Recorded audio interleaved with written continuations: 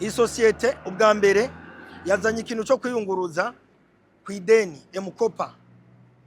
Emukopa no kuvuga yuko ata amafaranga ufise wahora wibereye mu Kamenge ukeneye kugenda muri ville ukavuga ngo inza gushikayo gute, kandi sinkeneye kugenda na bisi, nkeneye kugenda na tagisi. Mu kiringo cyuko uri umunywanyi w'iyi sosiyete irashoboye kuguha ideni ukiyunguruza ukava mu Kamenge ukagenda ugakora ivyo ushaka hariho hose cyangwa aho uherereye hose kugira ngo ibyaho bigende neza. Hanyuma uhejeje kwegeranya bwa buryo ukazozijyana muri ya sosiyete.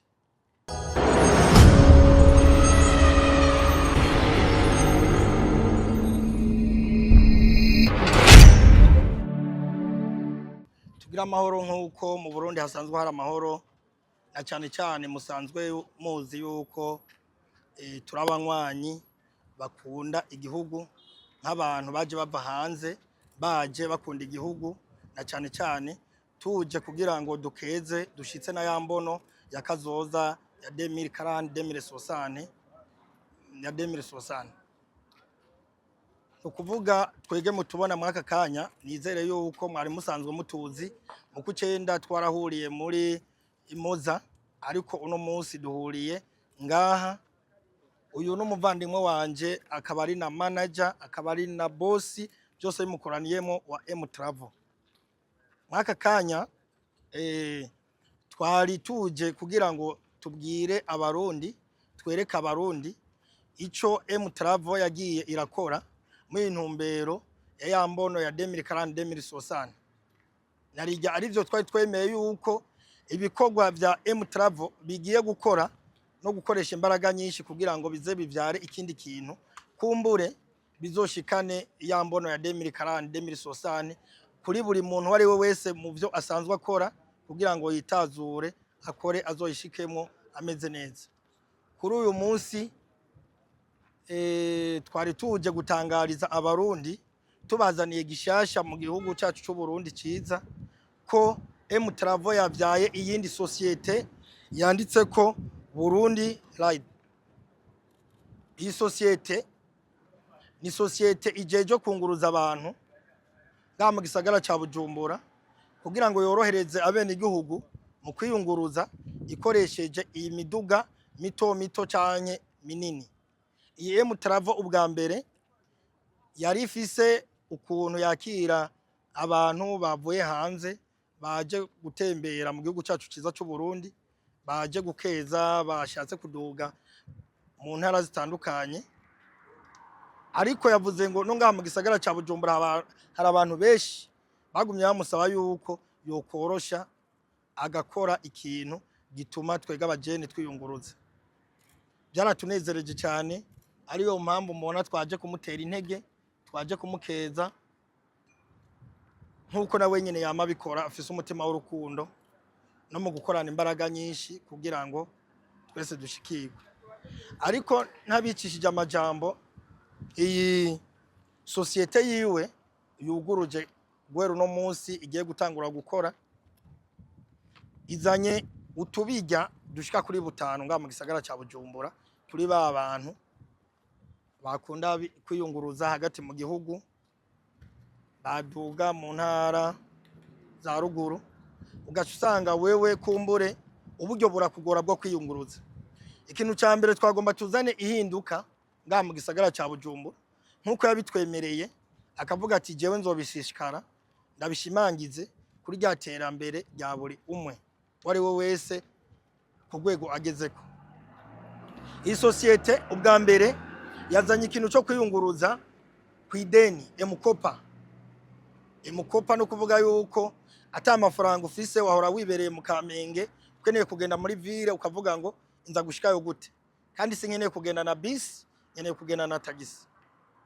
Mu kiringo cyuko uri umunywanyi w'iyi sosiyete irashoboye kuguha ideni ukiyunguruza ukava mu Kamenge ukagenda ugakora ivyo ushaka hariho hose cyangwa aho uherereye hose kugira ngo ibyaho bigende neza.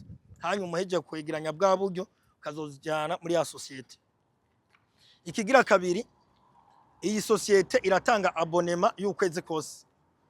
Ari ukuntu abantu twara twiyumvira ko tumenyereye abonema tuzimenyereye mu majimu, ivyo navyo nibiki. urashoboye kuba wewe uvuga ngo jewe nkora amakuru sayo ngaha mu gisagara ca Bujumbura, uritura iyi societe hanyuma bakaguharurira ingendo zawe zose uzokora.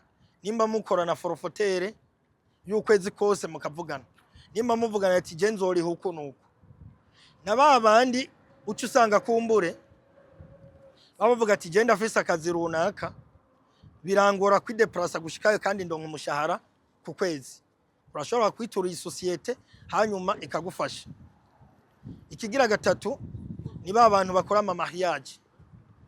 Hari abantu usanga bakora ama mariage ugasanga kumbure uburyo bwarabakehanye, ugasanga hari kumbura umuduga wananiwe kugenda gutora bivanye n'amadepense wagize mu rubanza rwawe.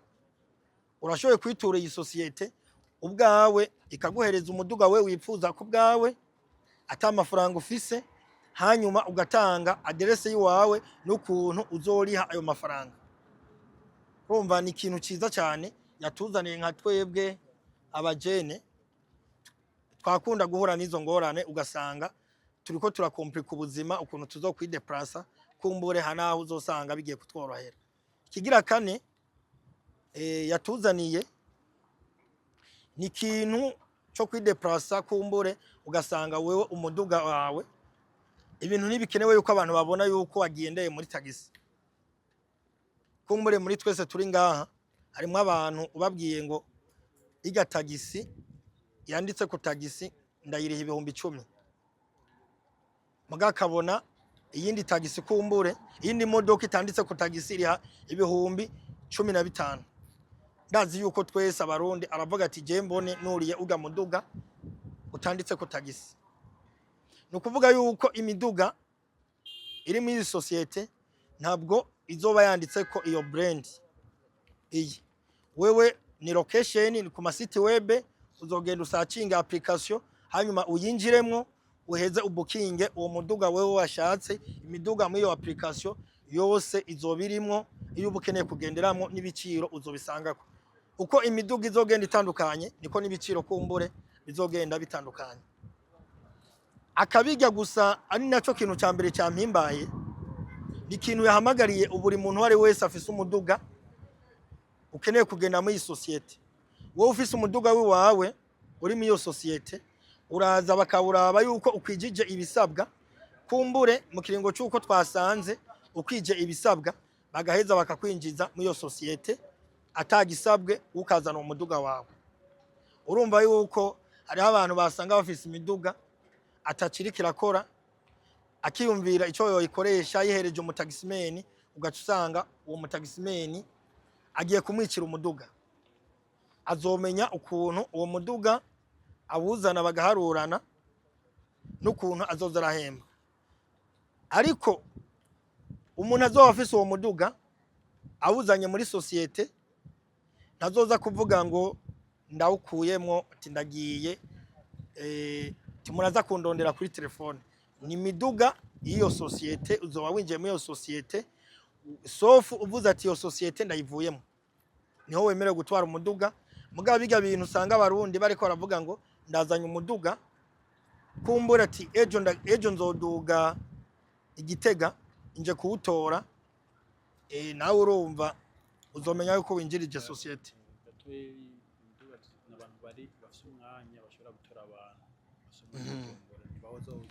Akabijya ari nako yariko aranambwira,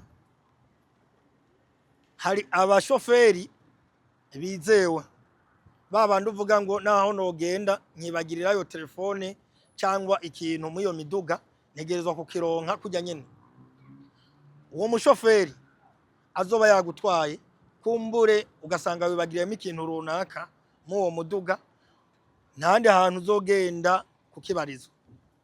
Nukuvuga wewe uzoburi assurance mu ivyo bintu usanzwe ufise. Wibagiriyemo ikintu mu uwo muduga uzozana preve yuko ico kintu bakibagiriyeyo, hanyuma iyo societe iheze ikurihe neza. Nkabashimiye cyane uyu muvandimwe wanje Martin ariwe mwene societe M Travel, akaba yiyumviriye kuguruza n'iyi company ijejwe kunguruza abantu ngaha mu gisagara ca Bujumbura no hagati mu gihugu kuri babandi bakeneye kugenda mu vy'iwabo. Ndagushimira cyane watuzaniye ihinduka cyane no wabikurikiza utoshika imbere cyane. En fait, company yacu ni it's a transport company. Na abantu twakira nko kubona ko hari amamoto amakinga ya electric, hari ama camping, urashobora gucampinga. Turi muri transport.